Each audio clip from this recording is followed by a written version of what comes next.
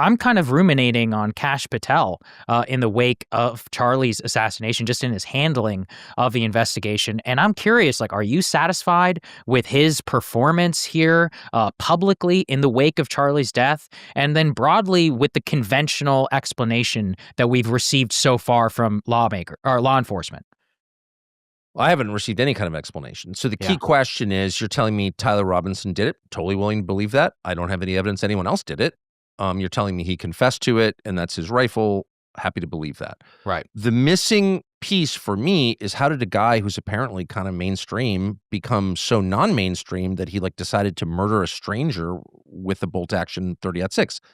That's a big transition. Maybe literally a transition. I don't know what it is. You need to tell me how that happened. And by the way, if you don't tell me how that happened, if you tell me that we can't talk about it because we don't want to, prejudice the jury or it's going to affect the prosecution or whatever, there's no case where that's true. I've covered this stuff for 35 years. I was a police reporter. They always give you a sense of what they make their case in public most of the time. True. With everybody. And so I guess what I'm saying is there's great frustration in a lot of places. There always is, with alternative theories of everything.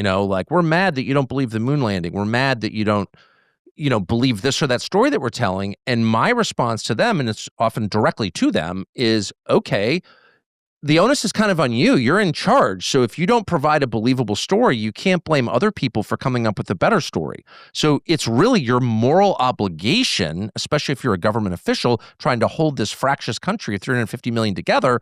It's your moral obligation to hold this country together with truth and the promise of justice. And justice comes from truth. You can't have justice on the basis of lies. So don't lie to me. Make every possible effort you can to be transparent. There probably are some things you could make a case you can't tell me right now. You can certainly tell me 62 years later after, say, JFK was killed. But I get if there's some things you can't tell me right now for practical reasons. But most things you can tell me. And if you're not telling me those things, I have every right to be suspicious of you. And in fact, to dislike you for fracturing this country into a million little pieces, which your behavior is doing. Yeah. I think that's really well said. Tucker, I want to stick also with the memory of Charlie. I found it appalling, honestly. I think like you did, how in almost the hours after Charlie's death, Prime Minister Bibi Netanyahu is on Fox News airwaves making claims like he was the greatest supporter of our cause. Of course, it was met with almost no immediate condemnation, suspicion, or disgust by our political class. And instead, what I noticed is that when you appeared at the White House with the vice president, and you made a comment saying that you thought it was disgusting for foreign leaders, to immediately say he lived or died for our cause, that immediately invited condemnation. And I don't quite understand where the impetus comes from, where to critique is evidence of being obsessed with something, where by immediately inserting yourself into our politics to use the memory of a dead American, for your own domestic political purposes and or to basically try and prejudice the American people, or let's say the American right and others, into believing that the two were lockstep. I found that to be one of the most appalling and disgusting. And I would say that about any foreign leader. If I died and Narendra Modi was on TV, I promise, I give you permission, please attack him and say, hey, get his name out of your mouth. He had nothing to do with you. He was just an American. How are you reflecting on that? I mean, I should admit that I'm silly for being shocked by it. Death draws vultures. That's what it does. So this happens every single time. Opportunists and predators glam on to the memory of a hero in order to advance their own interests. So I shouldn't have been shocked by it. I was shocked by it because I was friends with Charlie. So in general, by the way, I should say it's not just Bibi. I object to anybody politicizing a death in the days after. If the widow is still grieving, pull back a little bit. You don't need to do that. I just gave a speech, part of a eulogy at his funeral 2 days ago, and I really tried to keep it completely non-political. I didn't mention anything having to do with politics. It was only about Christianity. And of course, I was attacked for that too. Whatever. I don't really care. But I would say on the question of Bibi specifically, he's a foreign leader. I get to critique foreign leaders. I don't hate Bibi, but I disagree that, what he's doing is helping our country. I I'm offended by the fact that, he's telling everyone in his region, including other leaders, that he controls the U.S. government. That offends me, which he does a lot. And that offends me as an American.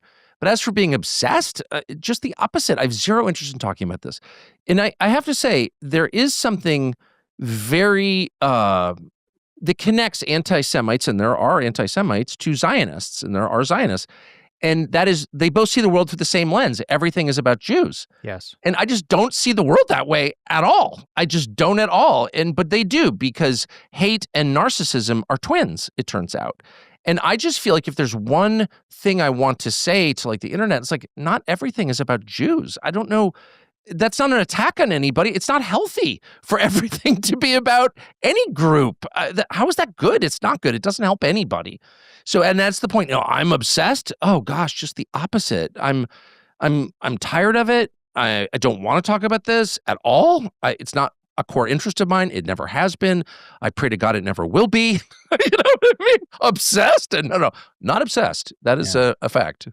Yeah, the obsession, it just rings hollow to me when, you have the 50, we have legislators and representatives from dozens of states all gathering in Israel, pledging basically allegiance and or at least undying support, for a foreign government.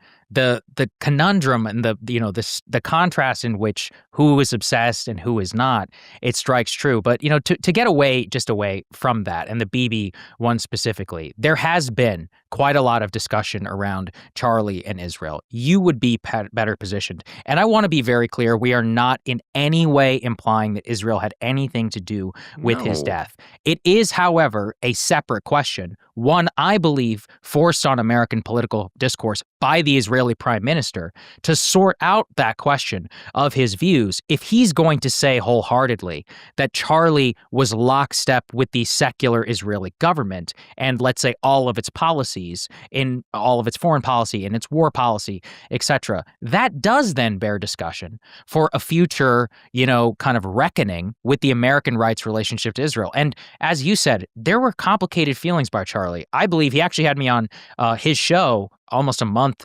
before he died, I believe, after seeing me on your program. And I think it was very specifically to sort through these types of questions. And yet, by even raising, let's take it out of his personal relationship, even with Israel, to the policy question of it, it has become like a brouhaha of anti-Semitism accusation. Why did you think it was important to weigh in on that? Because it's so poisonous and it's such an obvious lie. And I don't, you don't need to take my word for it. Charlie's all over. In public, I knew him well, and he was just at my house. So when we talked all about this, because he was under such intense pressure to cancel a speech that I was scheduled to give for him in December. And I said to him many times, I don't need to give the speech. I don't want to cause you problems. I don't actually care that much about these issues. I don't need to. And he was absolutely, and many people have said this, but he said it directly to me multiple times. He was adamant that, no, I'm not going to bend. So, but Charlie's views on Israel were really well known. The fact that he had you on, that he was close to Glenn Greenwald, he invited the wonderful Dave Smith, such a decent man, much maligned man, to Turning Point in July. You don't need to do that. What are you doing? In fact, he invited me.